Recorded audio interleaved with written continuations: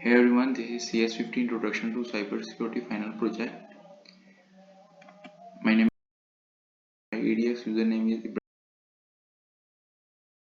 My GitHub username is and recording date is 20 September 2025 and location. So my final project is on TransUnion and Salesforce data breach. This actually happened on July 28th, 2025 and it got discovered 2 days later on 30th July 2025. Now you won't find a CVE for this one because it wasn't just one software bug. It was more about how a third-party app was linked into Salesforce and that integration had some major security gaps. Why I choose this topic? I picked this topic because it was very super recent and it really shows that even huge companies like TransUnion and Salesforce can get hit. The main lesson here is about third-party apps. Every big companies lets a lot of vendors to plugs in their tools, and if just one of them is weak, the whole system can fall apart. That's why I thought this system was worth looking into it. So here's what actually happened on TransUnion slash Salesforce data breach.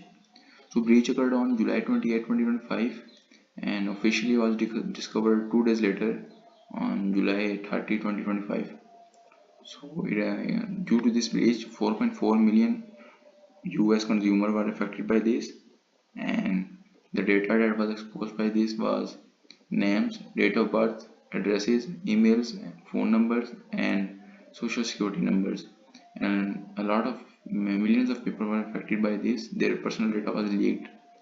So the thing happened here is the breach came through a third-party apps that was linked into Salesforce. Hacker used the weak spot to sneak in, and in the end people were affected and data was lost. So the impact of this was very huge. In US your social security number is like your identity for life, so if that leaks you can be at risk of fraud forever. So that means that things like account takeovers, SIM swaps to break two-factor authentication, or even synthetic identities where criminals build fake profile using real stolen data, and of course the companies involved in now have to deal with lawsuits, damages, and their reputation damages and fines. So who is TransUnion? TransUnion is actually one of the three biggest credit bureaus in US. Their whole job is collecting and managing financial data on millions of people. Lenders, employers, and even insurance companies use that information to make decisions. And because of that, TransUnion holds some of the most sensitive information about users, and if someone get into the system, it almost like they can pretend to be you.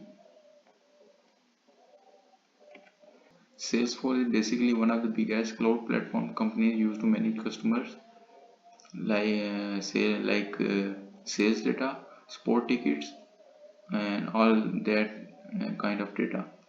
And the thing is that they let you plug in third-party apps to add more features. But the downside is, even one of those apps is weak, it can give hacker a backdoor straight into Salesforce and all the sensitive information data inside it. And now let's look in the data that was got leaked. It included personal information like name, contact information, date of birth. But the biggest problem was social security numbers. And why is that such a big deal? Because the social security numbers can be used to open bank account, take out loans, or commit identity theft. Hackers can also use this information for speed phishing, sending you like very convincing fake emails. Another risk is SIM swap attacks, where someone transfer your phone number to their SIM and takes over your account. This really shows how a single leak can lead to many real-world attacks. So, what was the root cause of this breach? If we get into deep and the root cause, the main issue was a weakness in third-party integration. The hacker didn't directly break into Salesforce or TransUnion. Instead, they compromised a vendor app that had access to Salesforce. Most likely, the attackers got hold of the vendor credentials either through phishing or password reuse. Another possibility is that the cloud storage or API permission was misconfigured, which means the system allowed too much access. On top of that, the authorization tokens used for API calls had overprivileged permissions. In simple words, the vendor app had more access than it really needed, and there was not even proper encryption or tokenization at integration points. So what's attack chain? So attack chain was the attack they used in this breach. Here's what happened in this attack. First, the attacker got into vendor account. Then they used the vendor app or API to pull data from Salesforce. After that, they collected sensitive information from like names, social security numbers, date of birth, and send it to their own servers.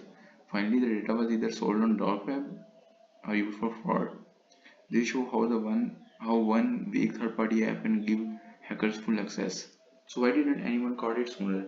The detection system had gaps, logs were not centralized or detailed enough, alerts were not set up to spot bulk downloads or strange behavior, there was not proper data loss prevention system, and the incident response was slow because the coordinating with third party takes time.